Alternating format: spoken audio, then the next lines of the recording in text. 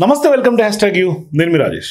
ప్రస్తుతం తెలంగాణ రాష్ట్ర వ్యాప్తంగా కూడా ఒకవైపు 42% రిజర్వేషన్లకు సంబంధించినటువంటి అంశంలో కాకరేపుతుంటే ఇప్పుడు జూబ్లీ హిల్స్ ఉప ఎన్నికలు కూడా కొంత సీరియస్గానే రాజకీయ రచ్చకు కారణమవుతుంది. అంటే ఇప్పుడు రాజకీయాలన్నీ కూడా జూబ్లీ హిల్స్ జరగబోయే ఉప ఎన్నిక చుట్టూతో తిరుగుతూ ఉంది. అంటే ఇప్పుడు ప్రధానంగా అక్కడ ఇప్పటికే బీఆర్ఎస్ పార్టీ అభ్యర్థిని ప్రకటించింది, మాగంటి సునీత గారిని. అట్లాగే ఇక్కడ నవీన్ యాదవ్ని కూడా కాంగ్రెస్ పార్టీ ప్రకటించింది.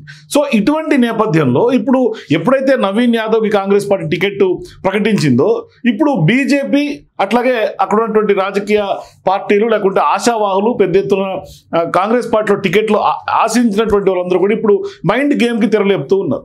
సో ఈ నేపథ్యంలో ఇప్పుడు నవీన్ యాదవ్ యొక్క అభ్యర్థిత్వం కన్ఫర్మ్ తర్వాత రాజకీయాలు చాలా వేగంగా మారుతూ ఉన్నాయి జూబ్లీ హిల్స్లో.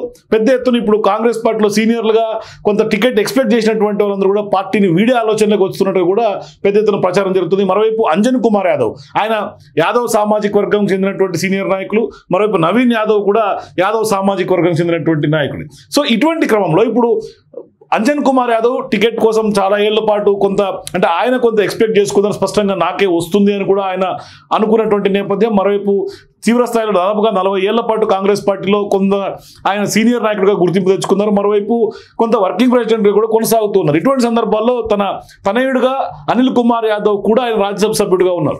ఇటువంటి క్రమంలో పార్టీకి అహర్నిశలో కష్టపడినప్పటికీ కూడా పెద్దగా నాకు టికెట్ విషయంలో అన్యాయం జరిగింది అని ఆయన కొంత అసంతృప్తిగా ఉన్నట్టుగా మనకు తెలుస్తోంది. మరోవైపు ఆయన కొంత పార్టీకి అట్లాగే పార్టీ పదవికి కాంగ్రెస్ పార్టీకి కూడా రాజీనామా చేసి తీరుతానంటూ కూడా స్పష్టంగా ఒక డెసిషన్కి వచ్చినట్టుగా తెలుస్తుంది. పెద్ద ఎత్తున రాజకీయ వర్గాల్లో తీవ్రమైనటువంటి కలకలం రేపుతుంది. సో ఇప్పుడు అంజన్ కుమార్ యాదవ్ కనుక రాజీనామా చేస్తే కాంగ్రెస్ పార్టీలో పరిస్థితి ఏంటి? మరోవైపు ఇప్పుడు బొంతు రామ్మోహన్ ఎపిసోడ్ కూడా తెర మీదకి వస్తుంది. బొంతు రామ్మోహన్ ఏకంగా బీజేపీ లాగే ప్రయత్నం జరుగుతున్నట్టుగా రాజకీయ వర్గాల్లో చర్చ జరుగుతుంది. సో ఇప్పుడు ఇద్దరు కీలకమైనటువంటి నాయకులు కనుక జూబ్లీ హిల్స్ ని కాంగ్రెస్ పార్టీని వీడి వెళ్ళిపోతే నెక్స్ట్ నవీన్ యాదవ్ పరిస్థితి ఏంటంటే చర్చ కూడా కొంత ఊపందుకుంటుంది. అంటే ఇప్పటికే పెద్ద ఎత్తున నవీన్ యాదవ్ టికెట్ కన్ఫర్మ్ చేసిన తర్వాత కాంగ్రెస్ పార్టీలో సహజంగానే వర్గపోరు ఉంటుంది. సో ఇటువంటి వర్గపోరు నేపథ్యంలో మరి నవీన్ యాదవ్కి సపోర్ట్ చేసే కాంగ్రెస్ పార్టీ నాయకులు ఎంతమంది ఉంటారు? ఎందుకంటే సిఎన్ రెడ్డి టికెట్ ఆస్పిరెంటే, అంజన్ కుమార్ యాదవ్ టికెట్ ఆస్పిరెంటే, బొంతు రామ్మోహన్ టికెట్ ఆస్పిరెంటే, అట్లాగే మొన్న కంజర్ల విజయలక్ష్మి టికెట్ ఆస్పిరెంటే, ఇట్లా జూబ్లీ హిల్స్లో చాలా మంది టికెట్ రేస్లో ఆస్పిరెంట్గా ఉన్నారు. వాళ్ళందరూ కూడా ఎంత మేరకు సపోర్ట్ చేసే అవకాశాలు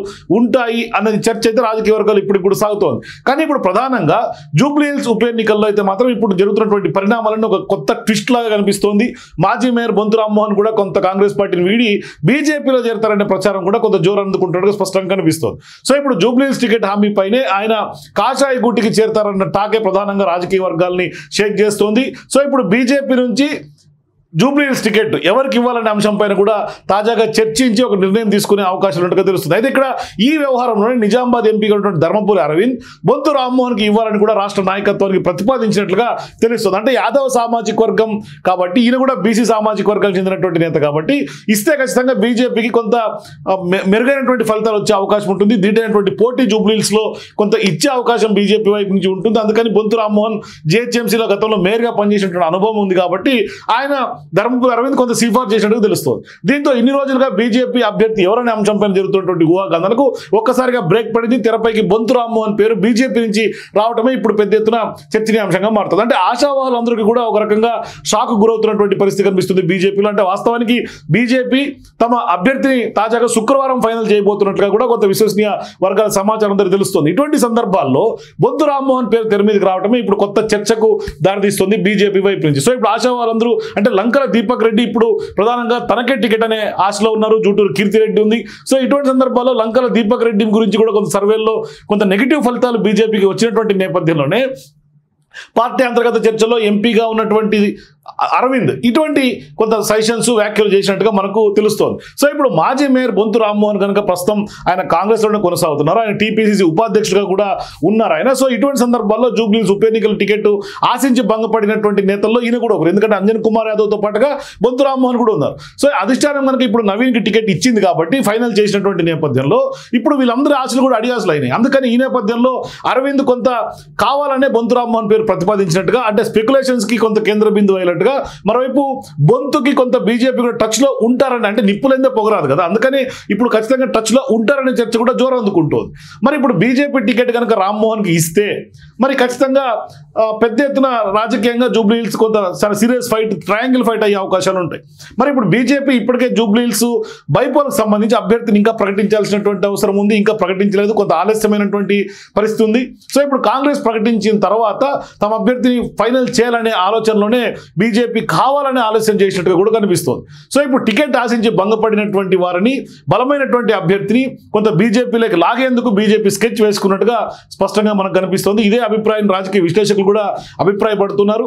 సో ఇప్పుడు జూబ్లీ హిల్స్ ఉప ఎన్నికల్లో కనుక బీజేపీ అభ్యర్థిగా బొంతు రామ్మోహన్ పేరును అరవింద్ ప్రతిపాదించినట్లుగానే స్పష్టంగా స్పెక్యులేషన్స్ ప్రచారం జరుగుతున్నటువంటి నేపథ్యంలో ఇప్పుడు రాష్ట్ర అధ్యక్షుడు రామచంద్రరావుతో పాటుగా పార్టీ సంస్థాగత ప్రధాన కార్యదర్శిగా ఉన్నటువంటి చంద్రశేఖర్ తివారీ, అట్లాగే బీజేపీ ఎల్పీ నేతగా ఉన్నటువంటి ఎల్ఐటి మహేశ్వర్ రెడ్డికి సంబంధించినటువంటి వాళ్ళ ఎదుటే ఈ యొక్క ప్రతిపాదనలు లేవనెత్తడం పెద్ద ఎత్తున చర్చనీయాంశంగా మారుతుంది. సో ఇప్పుడు రామ్మోహన్ గతంలో ఏబీవీపీలో పనిచేశారని, మనవాడేనంటూ కూడా అరవింద్ మాట్లాడినటువంటి వ్యవహారం చూస్తుంటే ఖచ్చితంగా టికెట్ ఇస్తే బాగుంటుంది అని, అంటే లేని ఐడియాని కూడా ఖచ్చితంగా ఇప్పుడు బీజేపీకి రేకెత్తిచ్చారు. సో ఇప్పుడు పార్టీకి ప్లస్ అవుతుందని కూడా ధర్మపురి అరవింద్ కొంత వివరించినట్టుగా తెలుస్తుంది. అంటే కాంగ్రెస్లో అసంతృప్తి ఉన్నారు కాబట్టి కొంత కాంగ్రెస్ పార్టీకి బలమైనటువంటి నేతగా ఉన్నటువంటి బొంతు రామ్మోహన్ కనుక పక్కకు లాగితే ఆయన్ని బీజేపీలోకి లాగే ప్రయత్నం ఇప్పుడు ధర్మపురి అరవింద్ చేస్తున్నట్టుగా తెలుస్తుంది. సో ఇప్పుడు అంటే ఒకవైపు ప్రచారం జరుగుతున్నటువంటి నేపథ్యంలో బొంతు రామ్మోహన్ ఈ ప్రచారాన్ని ఖండిస్తున్నారు.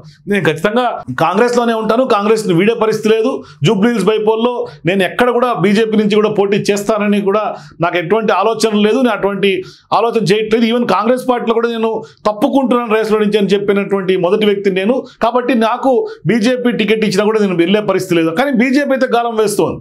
సో ఇప్పుడు ఎప్పుడైతే ధర్మపురి అరవింద్ అంతర్గతంగా ఇటువంటి చర్చకు రాజేసినట్టుగా ఆయన చేసినటువంటి వ్యాఖ్యలు పెద్ద ఎత్తున చర్చనీయాంశంగా పొలిటికల్ వర్గాల్లో హీట్ను రాజేస్తోంది. అంటే తను కాంగ్రెస్లో ఉంటారని ఇప్పుడు ఈ వ్యాఖ్యల్ని ఆయన కొట్టిపారేస్తూ ఉన్నారు స్పష్టంగా. సో ఇటువంటి నేపథ్యంలో కొంత అసంతృప్తి ఉంది కాబట్టి అసంతృప్తిగా ఉన్నటువంటి నేతల్ని కొంత లాగేందుకు బీజేపీ అయితే ప్రయత్నం చేస్తోంది. కానీ ఇక్కడ ప్రధానంగా ఒక రకంగా ఇప్పుడు బొంతు రామ్మోహన్ పేరు ఎప్పుడైతే బీజేపీలో చేరతారన్న ప్రచారం, టికెట్ ఆశించినటువంటి వ్యవహారంలో చాలా మందిలో ఆందోళన ఉన్నట్టుగా కనిపిస్తోంది. అంటే ఇప్పటివరకు టికెట్ తమకే లభిస్తున్నటువంటి ధీమాగా ఉన్నటువంటి వాళ్ళంతా కూడా ఈ ప్రచారంతో కొంత షాక్లోకి వెళ్ళిపోయినట్టుగా కనిపిస్తుంది. నిజంగా బొంతు రామ్మోహన్ కాషాయ గుటికి చేరతారా లేదా బీజేపీ మైండ్ గేమ్లో భాగమా అంటే ఇదంతా కూడా కొంత నిజంగా బీజేపీ మైండ్ గేమ్ లాగే స్పష్టంగా అర్థమవుతుంది. మరి బొంతు రామ్మోహన్ చేరను అని క్లారిటీ ఇస్తున్నప్పటికీ కూడా ఇంకా కూడా ఈ ప్రచారానికి ఎక్కడ ఆగట్లా, పులిస్టాప్ పడట్లా. అంటే ఇప్పుడు బీజేపీ అభ్యర్థి ఎవరన్న అంశం పైన తాజాగా ఇవాళ కొంత క్లారిటీ వచ్చే అవకాశం ఉంటుంది. ఇవాళ బీజేపీ అధిష్టానం కొంత నిర్ణయం తీసుకునే అవకాశాలు ఉంటాయి. ముఖ్య నేతలతో కొంత బీజేపీ అధిష్టానం కూడా కొంత భేటీ అయిన తర్వాత ఇవాళ ఫైనల్ చేసే అవకాశాలు ఉన్నట్టుగా సమాచారం అందుతోంది. సో ఇప్పుడు ఈ జాబితాలో ఎవరెవరి పేరు ఉంటుందనేది కూడా కొంత ఆసక్తికరంగా మారింది. పార్టీలో ముందు నుంచే టికెట్ ఆశిస్తున్నటువంటి వారిలో ఎవరికైనా దక్కుతుందా లేదా బొంతు రామ్మోహన్ చేర్చుకొని ఆయన టికెట్ కేటాయిస్తుందా బీజేపీ అనేది కొన్ని గంటల్లో తేలిపోతుంది. కానీ ఇక్కడ బొంతు రామ్మోహన్ నేను కాంగ్రెస్లో ఉంటానని చెప్పినప్పటికీ కూడా బీజేపీ అయితే బొంతు రామ్మోహన్కి గాలం వేస్తున్నట్టు కనిపిస్తోంది. కానీ ఒక రకంగా చెప్పాలంటే బొంతు రామ్మోహన్ విషయం తీసుకున్నా, అంజన్ కుమార్ యాదవ్ విషయం తీసుకున్నా, లేదు అంటే స్పష్టంగా ఇప్పుడు చాలామంది కాంగ్రెస్ పార్టీలో టికెట్ ఆస్పిరెంట్స్ అందరి విషయం తీసుకుంటే కూడా కొంత కాంగ్రెస్ పార్టీని జూబ్లీ హిల్స్ ఉప ఎన్నికలు కొంత షేక్ చేస్తున్నట్టుగా కనిపిస్తోంది. మరి నిజంగానే ఇప్పుడు అంజన్ కుమార్ యాదవ్ వీడటం అనేది చాలా వరకు పెద్ద ఎత్తున ఇప్పుడు సీరియస్ సబ్జెక్ట్గానే మారే అవకాశం ఉంటుంది. రాజకీయంగా పెద్ద ఎత్తున దుమారం చెలరేగుతుంది. అంటే కాంగ్రెస్ పార్టీని ఒక రకంగా ఒక పెద్ద బాంబు పడినట్టుగా కనిపిస్తుంది. ఎందుకంటే అంజన్ కుమార్ యాదవ్ సీనియర్ నాయకులు, హైదరాబాద్ జిహెచ్ఎంసీ ఎన్నికల్లో కూడా కొంత ఉపయోగపడే నాయకుడు, మరోవైపు బీసీలకు 42% రిజర్వేషన్లు ఇప్పుడు కాంగ్రెస్ పార్టీ ప్రధానంగా టేకప్ చేసినటువంటి నేపథ్యంలో ఇప్పుడు అంజన్ కుమార్ యాదవ్ లాంటి వాళ్ళు కనుక పార్టీని వీడితే అది ఖచ్చితంగా జూబ్లీ హిల్స్ బైపోల్లో కూడా కాంగ్రెస్ పార్టీకి ఎఫెక్ట్ అయ్యే అవకాశాలు ఉంటాయి. ఎందుకంటే నవీన్ యాదవ్కి మరి యాదవ్ సామాజిక వర్గం అట్లాగే గౌడ్ సామాజిక వర్గం కూడా కన్సాలిడేట్ అవుతుందంటూ కూడా సీఎం రేవంత్ రెడ్డి గారు కానీ లేకుంటే కాంగ్రెస్ పార్టీ కానీ ధీమాగా నమ్ముతోంది. మరి ఇప్పుడు అంజన్ కుమార్ యాదవ్ లాంటి వాళ్ళు కనుక అసంతృప్తిగా పార్టీని వీడితే మరి యాదవ్ సామాజిక వర్గం ఓట్లు ఎంత మేర నవీన్ యాదవ్ కొంత కన్సాలిడేట్ అయ్యే అవకాశాలు ఉంటాయి. ఎందుకంటే అంజన్ కుమార్ యాదవ్ వర్గం చాలా వరకు యాదవ్ సామాజిక వర్గం అంతా కూడా అంజన్ కుమార్ యాదవ్ తోటే ఉంటారు. ఒకవేళ ఆయన రాజీనామా చేస్తే తదుపరి పర్యవసనాలు ఏ విధంగా ఉంటాయి, లేదు ఒకవేళ రాజీనామా చేయకున్నా ఆయన్ని కొంత టీపీసీ అధ్యక్షుడు మహేష్ కుమార్ గౌడో లేదంటే కనుక ఇన్ఛార్జ్గా ఉన్నటువంటి మీనాక్షి నటరాజనో లేదంటే సీఎం రేవంత్ రెడ్డి గారు ఆయనకి ఇతరత్ర ఇంకేమన్నా హామీ ఇచ్చి ఆయన్ని కనుక కొంత రాజీనామా చేయకుండా ఆపగలిగితే ప్రస్తుతానికి తాత్కాలికంగా ఆయన జూబ్లీ హిల్స్ ఉప ఎన్నికల్లో ఎంత మేరకు నవీన్ యాదవ్ సపోర్ట్ చేస్తారనేది కూడా మరో ప్రశ్న.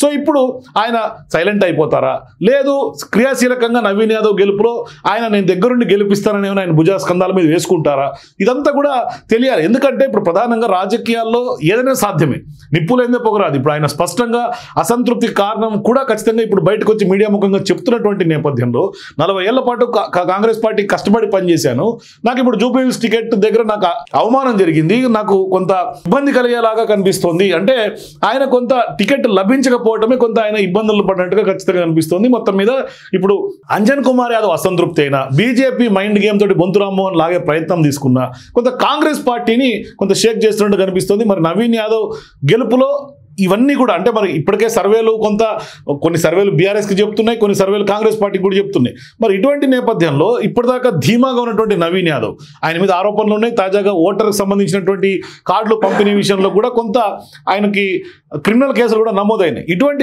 వ్యవహారంలో క్రిమినల్ కేసుకు సంబంధించి ఏం జరగబోతుంది, ఎందుకంటే మరోవైపు ఆయన కుటుంబ సభ్యులుగా ఉన్నటువంటి మహితశ్రీ లేఖ రాసింది, మరోవైపు ఇప్పుడు వర్గపోరు కాంగ్రెస్ పార్టీని ఇప్పుడు వీళ్ళు కనుక పార్టీని వీడితే మరి ఖచ్చితంగా జూబ్లీహిల్స్ ఎన్నికైతే కాంగ్రెస్ పార్టీ కేక్ వాక్ లాగా అయితే ఉండదు, చాలా వరకు కొంత సీరియస్గానే కొంత ఫైట్ జూబ్లీహిల్స్లో మారే అవకాశాలు ఉంటాయి. కొంత పెద్ద ఎత్తున నల్లేరు మీద నడకలాగే వెళ్లాల్సినటువంటి అవసరమే స్పష్టంగా కనిపిస్తుంది.